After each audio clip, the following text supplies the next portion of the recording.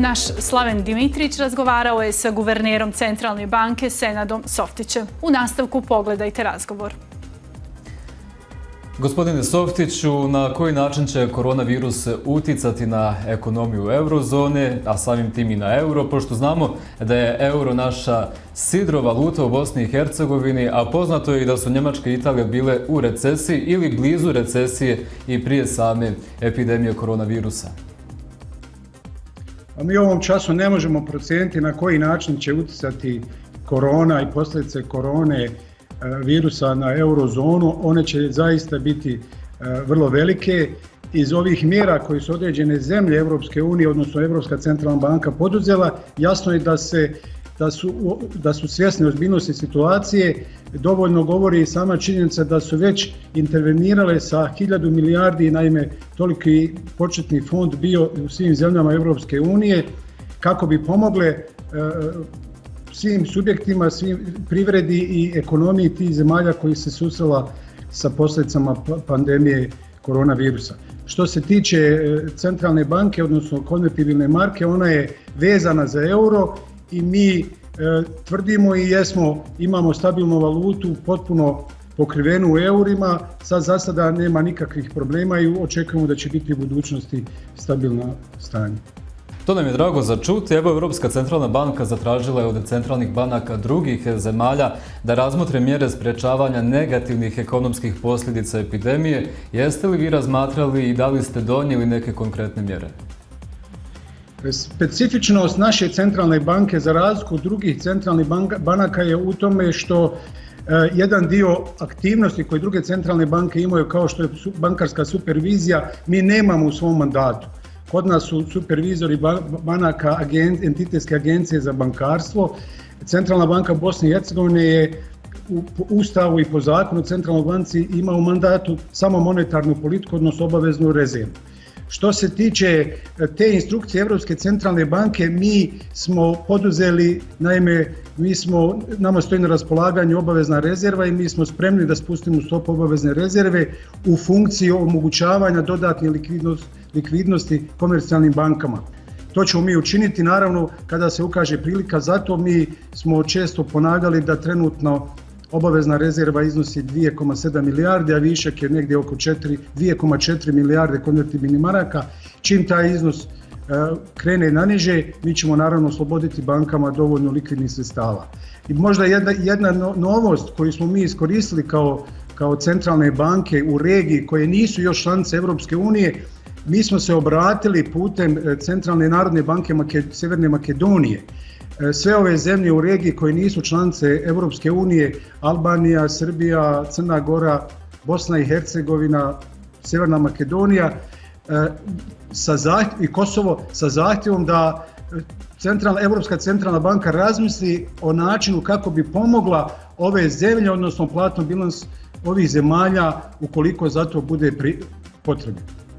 Evo, imamo informaciju da 42 od 100 najvećih multinacionalnih kompanija na svijetu saopštile su da se suočavaju sa problemom profitabilnog poslovanja, što znači da moraju da smanje i izdvajanje za investicije, što će se negativno vjerovatno odraziti i na banke. Kakva je situacija u Bosni i Hercegovini po ovom pitanju?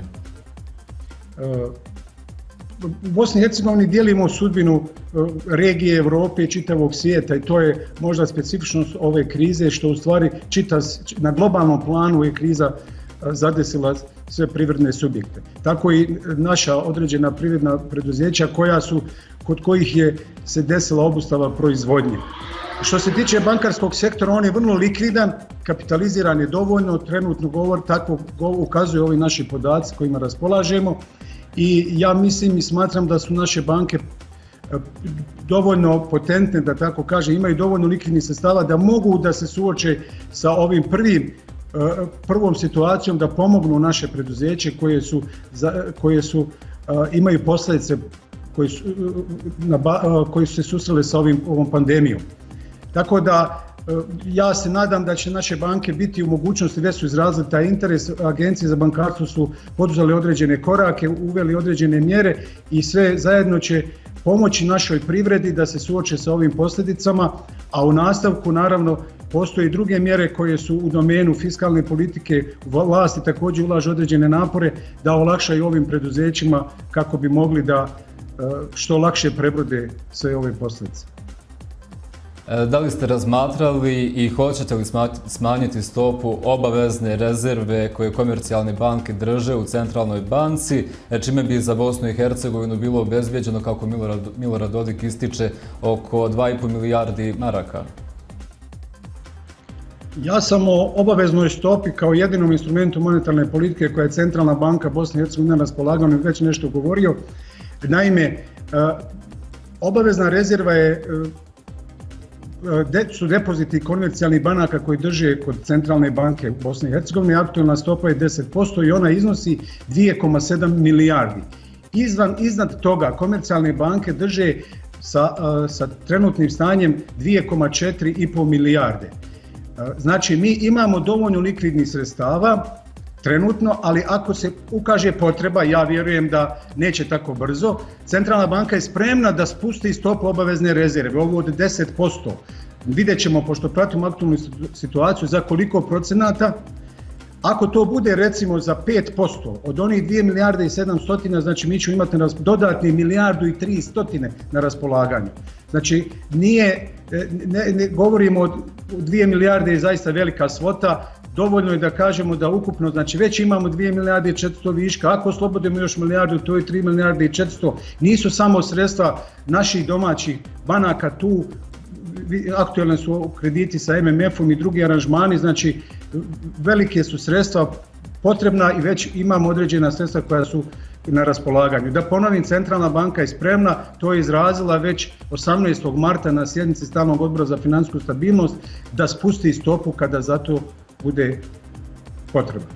Evo, gospodine Softiću, 335 milijuna eura koje su stigle od MMF-a u Bosnu i Hercegovinu se ne koriste jer nema dogovora. Da li je u međuvremenu počeo da se koristi ovaj novac i da li ste ga proslijedili entitetskim ministarstvima financija? Istina je, odobren nam je, znači, taj instrument brzog finansiranja od strane IMF-a na naš zahtjev, upućen putem pisma namjere. Odobreno je 20. aprila. Isti dan, odnosno sutradan, su doznačena sredstva, jer takva je procedura Centralnoj banci Bosni i Hercegovini. Sve aktivni učesnici po pitanju otplate ovog kredita, Centralna banka, 3 ministarstva financija, naime Ministarstvo financija i trezora Bosne i Hercegovine, Ministarstvo financija Federacije, Ministarstvo financija Vlade Republike Srpske, kao i Uprava za indirektno oporezivanje, su potpisali memorandum o načinu servisiranja ove obaveze u kome specificirane su sve obaveze ovih institucija koji su uključene u to. Centralna banka je ispunila sve obaveze, obavijestila sve institucije da su stigli novci u Centralnu banku. Naznačeno o kom se iznosu radi, vi ste rekli tom iznosu, u kom iznosu ja bih volio da istaknem da se radi o kreditnom aranžmanu koji je predviđen da se vrati u 8 kvartalnih anuiteta posle 3 godine i 3 mjeseca. Znači, grace period je 3 godine i 3 mjeseca i uvjeti su kamatne stope, aktualna je 1,05%. Znači, Centralna banka je ispunila sve uvjete, sad je na potezu Ministarstvo financija i trezora Bosne i Hercegovine koji treba da nam dostavi promisornu notu, u stvari treba da dostavi obećanje ili mjenicu da je Bosna i Hercegovina spremna da prihvati da će vratiti ovaj dug prema MMF-u i odgovarajuću odluku vijeća ministara. Čekamo to, nakon toga treba da nam ministarstvo dostavi instrukcije kako da se doznače ta sredstva. Javnost je upoznata na koji način su raspoređena sredstva između dva entiteta i distrikta Brčko i kakav aranžman podrazumijeva ostale uvjete.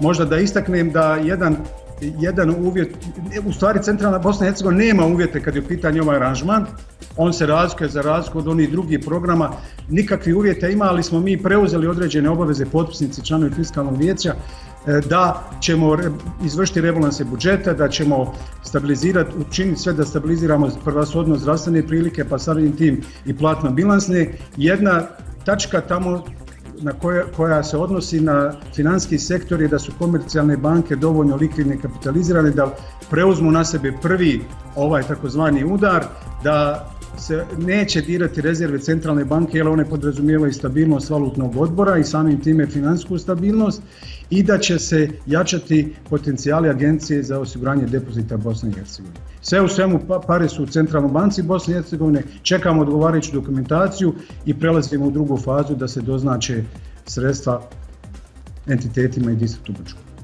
Gospodine Softiću, hvala vam mnogo na informacijama i vašem vremenu za naš program. Hvala vama.